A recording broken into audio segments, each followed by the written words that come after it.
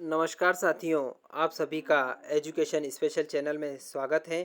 साथियों, जैसा कि आप सभी को विदित है कि कोविड-19 की वजह से इस वर्ष 2020-21 के सेशन में कोर्स को कम किया गया है, करिकुलम को डिडक्ट किया गया है।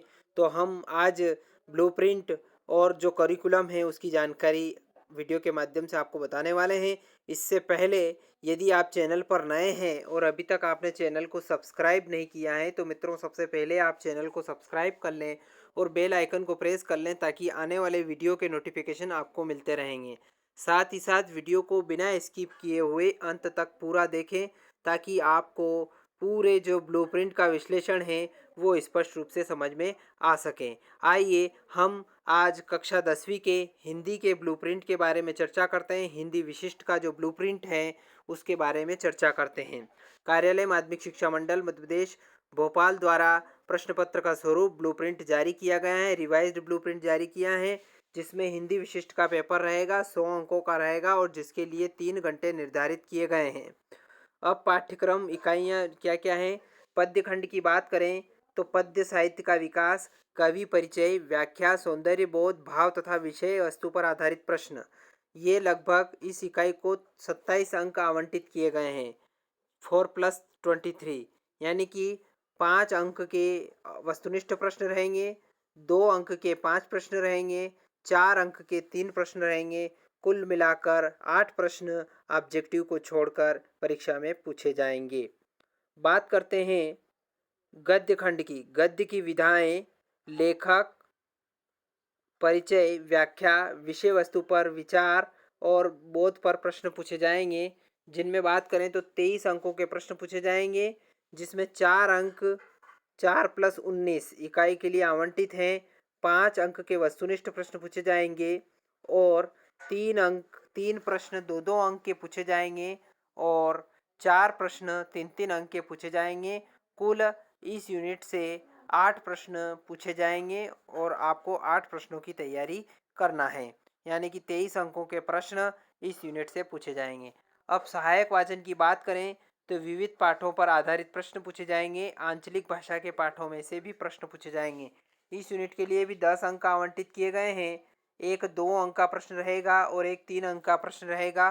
कुल 2 प्रश्न इस यूनिट से पूछे जाएंगे और ये 10 अंकों की यूनिट रहेगी, यानी कि सहायक वाचन 10 अंकों की रहेगी और इसकी भी आपको तैयारी करना है। अब भाषा बोध की बात करें तो भाषा बोध में संधि, समास, भेद सहित वाक्य के प्रकार पूछे जाएंगे, जिसमें अर्थ के आधार पर वाक्य परिवर्तन, अनेक शब्द के लिए एक शब्द, ये भी 10 अंक इसके लिए आवंटित किए गए हैं, जिसमें 5 अंकों के वस्तुनिष्ठ प्रश्न रहेगा, 2 अंक का एक प्रश्न पूछा जाएगा और एक 3 अंक का प्रश्न पूछा जाएगा। वस्तुनिष्ठ प्रश्नों को छोड़कर कुल 2 प्रश्न इस यूनिट से पूछे जाएंगे, यानी कि इस यूनिट की आप अच्छे से तैयारी करें। बात करें काव्य बोध। काव्य बोध में काव्य की परिभाषा, भेद, मुक्तक काव्य, प्रबंध काव्य में महाकाव्य और खंड काव्य दोनों शामिल हैं। रस के लिए बात करें तो रस की परिभाषा, रस के अंग, रस के भेद, उदाहरण। अलंकार की बात करें तो वक्रोक्ति अलंकार, अतिशयोक्ति अलंकार और उल्लाला अलंकार, अन्योक्ति अलंकार, ये इस कोर्स में शामिल हैं। छंद की बात करें तो छंद में गीति का छंद, हरिगीति का छंद, उल्लाला छंद और रोला छंद, ये 4 छंद कक्षा 10वीं के कोर्स में समाहित हैं। इनकी आपको तैयारी करना है। इनके लिए 10 अंक आवंटित किए गए हैं, जिसमें 5 अंक के वस्तुनिष्ठ प्रश्न पूछे जाएंगे, एक 2 अंक का प्रश्न पूछा जाएगा और एक 3 अंक का प्रश्न पूछा जाएगा। ऐसे करके वस्तुनिष्ठ प्रश्नों को छोड़कर 2 प्रश्न इस यूनिट से पूछे पूछे जाएंगे। अपठित गद्यांश की बात करें तो 5 अंक का अपठित गद्यांश रहेगा, जिसमें प्रश्न पूछे जाएंगे। पत्र लेखन की बात करें तो 5 अंक का पत्र लेखन रहेगा और उसकी भी आपको तैयारी करना। निबंध लेखन में किसी एक विषय पर निबंध लिखना है और किसी एक विषय की रूपरेखा लिखना है, उसके लिए भी 10 अंक निर्धारित हैं। 10 अंक कैसे रहेंगे? 7 अंक तो निबंध के होंगे और 3 अंक रूपरेखा के लिए निर्धारित हैं, तो आपको रूपरेखा की भी तैयारी करना है परीक्षा में।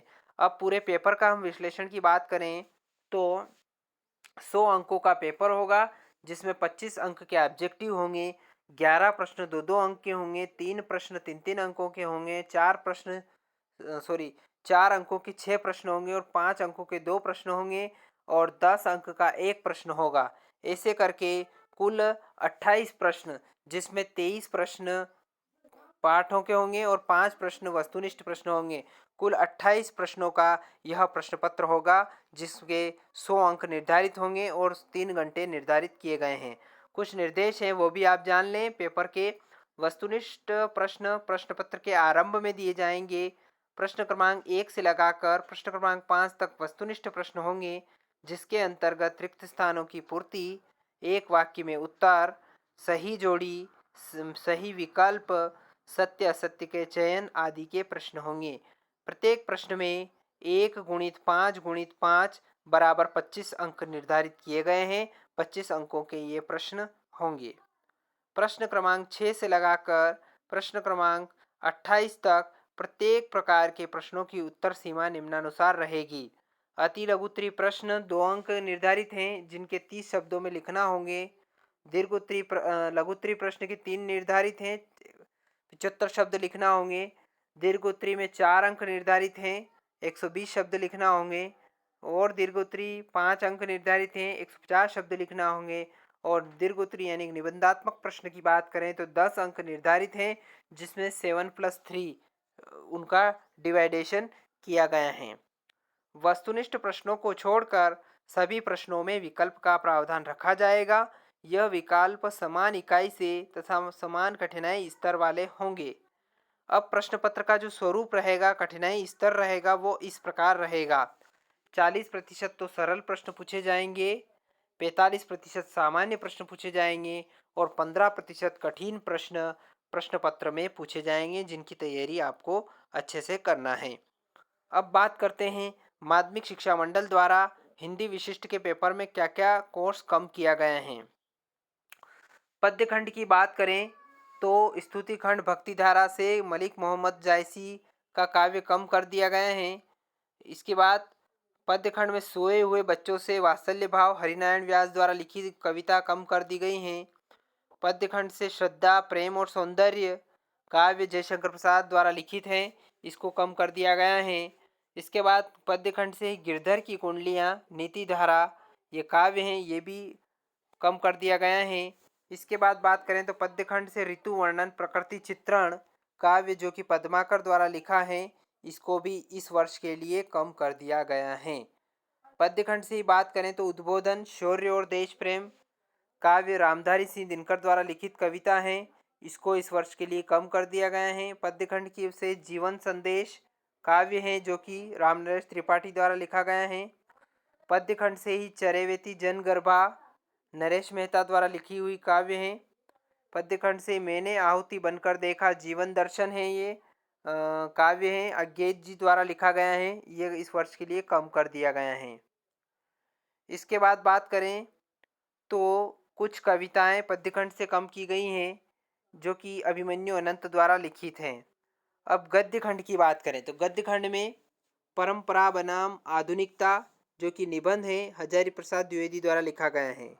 गद्य खंड से ही पहली चूक जो व्यंग्य निबंध है श्रीलाल शुक्ल द्वारा लिखित है, इसको कम किया गया है। सच्चा धर्म एकांकी एक एकांकी है, सेठ गोविंदास द्वारा लिखित है, इसको कम कर दिया गया है। बेल की बिक्री कहानी है सियाराम शरण गुप्त द्वारा लिखित है, इसको इस वर्ष के लिए कम कर दिया गया है। तेरे घर पहले होत विश्व सवेरा कविता माखनलाल चतुर्वेदी द्वारा लिखित है, ये सहायक वाचन में है, इसको इस वर्ष के लिए कम कर दिया गया है। सहायक वाचन से ही थके हुए कलाकार से कविता धर्मवीर भारती द्वारा लिखित है, इसको भी इस वर्ष के लिए कम कर दिया गया है। सहायक वाचन में रक्षाबंधन पाठ की बात करें तो ये कहानी है विश्वम्भरनाथ कौशिक द्वारा लिखित है, इसको इस वर्ष के लिए कम कर दिया गया है। तो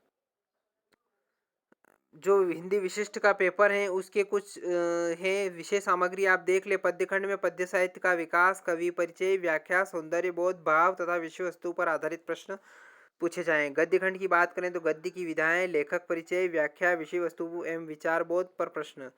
सहायक वाचन की बात करें विविध पाठों पर आधारित प्रश्न आंचलिक भाषा में के पाठ में से प्रश्न। भाषा बोध में संधि समास भेद सहित वाक्य के प्रकार अर्थ के आधार पर वाक्य परिवर्तन अनेक शब्द के लिए एक शब्द काव्य बोध में काव्य की परिभाषा, भेद, मुक्तक काव्य, प्रबंध काव्य, खंड काव्य, महाकाव्य, रस में परिभाषा, अंग, भेद, उदाहरण, छंद में अलंकार में वक्रोक्ति, अतिशयोक्ति, अन्योक्ति, छंद में हरिगीतिका, गीतिका, उल्लाला रोला, अपठित बोध, पत्र लेखन, निबंध लेखन और पुनरावृत्ति। ये सारे 100 अंकों के रहेंगे, तो इनकी आपको तैयारी करना है। अब ये जो पूरा पेपर मैंने हिंदी विशिष्ट का समझाने का प्रयास किया है, तो आशा करता हूँ कि पूरा वीडियो आपको आसानी से समझ में आया होगा, अच्छा लगा होगा। कमेंट करके हमें बताएं। साथ ही साथ यदि आप चैनल पर नए हैं तो अभी तक आपने चैनल को सब्सक्राइब नहीं किया है तो मित्रों सबसे पहले चैनल को सब्सक्राइब कर लें, बेल आइकन को प्रेस कर लें ताकि आने वाले वीडियो के नोटिफिकेशन आपको मिलते रहेंगे। धन्यवाद साथियों। जय हिंद, जय भारत।